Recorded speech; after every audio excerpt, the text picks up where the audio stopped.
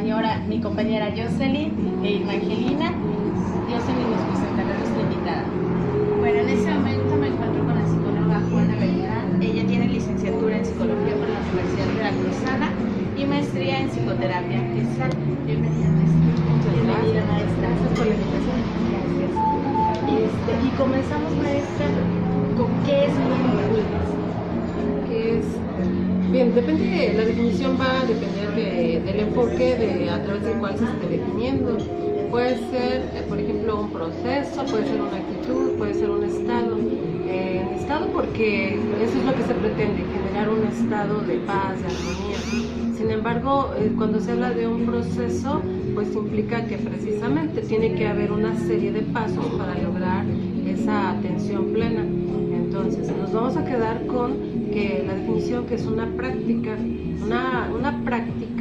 en la cual nosotros vamos a estar atentos al momento a momento del que estamos viviendo, o sea, es decir, se refiere al momento presente. Entonces es una práctica porque para poderlo experimentar, aunque yo te lo pueda platicar, no lo vas a captar tal cual es, si no tú no lo llevas a cabo. Entonces es una práctica que se lleva a cabo de momento a momento en la experiencia de cada individuo. Ok, ¿de dónde proviene mindfulness? Esta es una técnica, un proceso que proviene del Oriente. Hace poco me empecé a relacionar con este término porque imparto la materia de psicología transpersonal, en la cual se ven algunas tendencias precisamente de origen oriental, porque se supone, bueno, parte la teoría de que el Oriente abrió la puerta al Occidente, ¿no? Entonces el Occidente, nosotros decimos, wow, allá porque hacen esas prácticas que les generan bienestar, armonía, y es una paz en la cual ya es una cultura. Entonces el Occidente dice, bueno, vengan, enséñennos esas técnicas, y una de ellas es mindfulness. Así lo consideran una técnica o una intervención, ¿sí? Entonces viene del Oriente, principalmente con algunas técnicas budistas, ¿sí? De hecho ese sería el origen, pero ya poco a poco se ha ido incorporando a muchos ámbitos y a cualquier lugar de todo el mundo.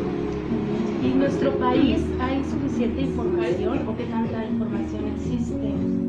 Información, fíjate que es muy poca, muy reducida, y la que hay han sido investigaciones del extranjero. En este caso son norteamericanos, una que tiene mucho poder, entró con mucha fuerza, fue una investigación del Centro de Manejo del Estrés, una clínica del manejo del estrés de Massachusetts.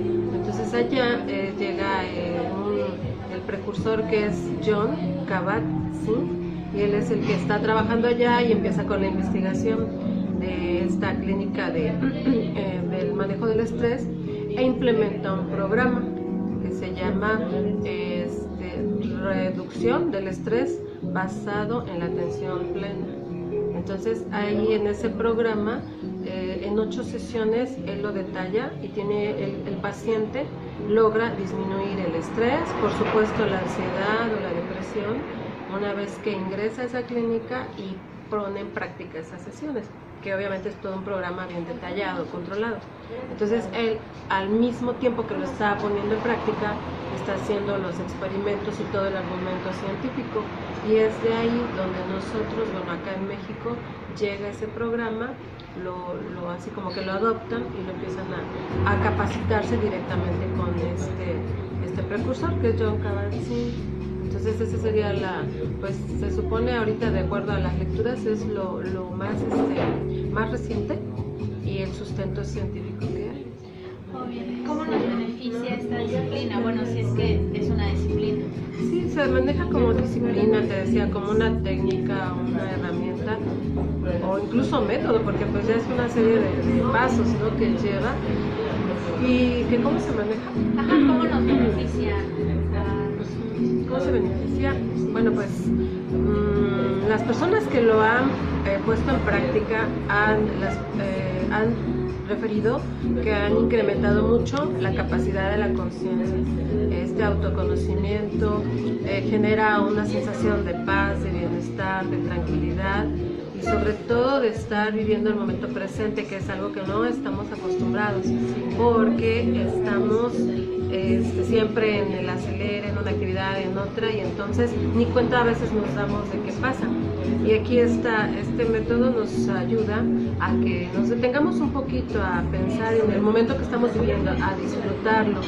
Esta es una de tendencia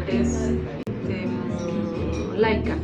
¿Sí? Hay quienes lo practican de una manera no laica y entonces ya van a algunos centros de meditación o a algunos retiros ya espirituales, y que sí, ya ponen en práctica otras tendencias budistas o de meditación zen. Sin embargo, el mindfulness solamente es laico. Bueno, lo hay laico y no laico. En el caso que yo empecé así como a conocer, es laico, y a mí es lo que me ha agradado mucho. No me gusta tanto así como que me impongan una filosofía o que me cambie así como que una transformación de ideas o creencias. No me gusta eso. Entonces me ha ayudado mucho porque me ha enseñado a disfrutar ese momento, ese instante. Y te decía que es aprender a pensar, que si te des cuenta hasta tus pensamientos que estás teniendo, que a veces son tan repetitivos, y es lo que ocasiona preocupaciones y el estrés o la ansiedad. Muchos trastornos de personalidad, bueno, provienen de ahí. La misma Organización Mundial de la Salud, pues define, ¿no?, la salud como el completo estado de bienestar físico, mental y social. Y entonces dentro de ese rubro entraría esta práctica del mindfulness. Entonces, bienestar, considero que hay las personas con las que he platicado, algunos médicos incluso, y personas que han tenido algunas adicciones y crisis de ansiedad, se han visto muy beneficiadas con esta práctica. Pero por supuesto es una disciplina, sí, que tienes que tomarlo como eso, como una disciplina, y que lo sigas practicando así como que con mucha frecuencia, para que lo hagas parte tuya, parte de tu persona. Y bueno, tal vez se los puedo platicar, pero desde el momento en que tú aprendes a cómo tienes que incluso qué hacer con tus pensamientos, o sea, que te des cuenta que tienes ciertos pensamientos que están en tu cabecita, y que a veces esos pensamientos con esos pensamientos nos complicamos la existencia, ¿no? Entonces, y nos estamos imaginando cosas del pasado, bien, o del futuro. Entonces, nos perdemos de este presente. Ahora nos invita a que manejemos esos pensamientos, las emociones, de una manera saludable, y simplemente es con la respiración, y que tú tengas conciencia de tu cuerpo, de lo que es. Si te das cuenta que ya estás pensando en no sé, qué vas a hacer en el futuro y en dónde vas a ir a vivir ahorita, por ejemplo, la vejez, o sea, no, ocúpate de aquí, y que te des cuenta, ya estoy teniendo un pensamiento repetitivo, bueno, entonces me dedico otra vez, me enfoco a la respiración, a mis sensaciones corporales, a estar escuchando atenta a los ruidos que hay a mi alrededor, a mis sensaciones, no sé, a lo mejor de hambre, si siento tristeza o ansiedad, si ya lo reconozco, tengo miedo, tengo tristeza, tengo ansiedad, entonces ya lo reconocí y lo acepto. Y la clave aquí es sin juzgarnos. Así como que es increíble lo que pasa con los juicios. Cuando tú reconoces que tienes miedo, no te dices, ay, que tuve miedo, o estoy ansiosa, y se van a dar todos cuenta. Entonces empezamos a juzgarnos y somos muy crueles con nosotros mismos y con los demás, por supuesto. Entonces, a la hora que dices, tengo miedo, sí, es miedo, lo reconozco, lo acepto, y entonces sigues respirando y lo dejas ir. Y eso pasa también con los pensamientos. Te das cuenta, esto estoy repitiendo o estoy imaginando. Te das cuenta, imaginando, cuando tú te dices imaginando, y entonces ya te regresas a la respiración y ya, entonces viste pasar ese pensamiento, pero lo más importante de esta práctica es estar atento, porque la mente es increíble como te dicen, concéntrate en la respiración, y el aire así como que entra por tu nariz, entra y sale solamente en la nariz, y tú estás sentado, sí, con las piernas cruzadas, porque es la forma en la cual fluye la energía un poquito, pero aparte es una forma de descansar la espalda. Entonces tiene que estar completamente erguida para que fluya simplemente el oxígeno, nada místico ni nada por el estilo, ¿no? Ni mágico. Entonces es empezar a respirar y tratar de que tu mente se concentre nada más en la respiración, que entra y sale por tu nariz. Entonces, cuando empiezan a venir los pensamientos, no, ya voy a hacer, dejé a mi hija, no, regrésate respirando, y otra vez, no es que al rato, que la comida, que esto, entonces ya te diste cuenta pensando, tú lo dices y te regresas otra vez a la respiración, y entonces es como una forma de tener un poquito de más, incluso elasticidad en nuestro cerebro, de que ubicarnos en el momento presente, y para eso hay prácticas donde se medita, si es una meditación, donde meditas sentado con los ojos cerrados, no tienes que imaginar ni visualizar una imagen, ni una luz, ni nada por el estilo, no, tú puedes ir con la ropa que gustes, porque hay otras tendencias donde tienes que estar vestido de blanco y una vela y concentrarte en un objeto. Aquí solamente es la respiración, entonces puedes hacerlo sentado, caminando, puede ser, o bien cuando estás trabajando simplemente que estás todo saturado del estrés, nada más con que te sientes derechito, empiezas a respirar y evitar, o sea, simplemente, no evitar, simplemente aceptar que estás pensando, que ya estás totalmente preocupado, que te están sudando las manos, sí, te están sudando las manos, y sigues con la respiración, pero te decía, no, aquí sí tratamos de evitar que digas incluso insultos, ¿no? Porque a veces hasta nos regañamos, nos criticamos, nos juzgamos muy duro nosotros mismos. Entonces, eso sí, ser amable y ser amoroso con uno mismo, porque esa es así como que la clave para que tú seas compasivo con uno, ¿no? Y si lo eres contigo, lo vas a hacer con el resto de las personas. Entonces es mucha de la práctica del perdón a ti mismo por cosas del pasado, cosas que uno has hecho, ¿no? Perdón a ti mismo, perdón a los demás, perdón por lo que tú mismo has hecho también, hablar mucho de la compasión, de la ecuanimidad, donde a veces también cargamos hasta con los problemas de otras personas y oye, o sea, ¿cómo lo hacemos? Entonces la ecuanimidad es esto, lograr que entender que las personas toman sus decisiones y como dice, me encanta esa frase de que cada ser es propietario de sus acciones y de las consecuencias de sus acciones. Entonces con eso liberamos un montón de peso de nosotros. ¿Por qué estoy cargando con mi mamá, con mi papá, con mi hermano, con mi esposo? No, ellos son propietarios de sus acciones y de las consecuencias de sus acciones, yo de las mías.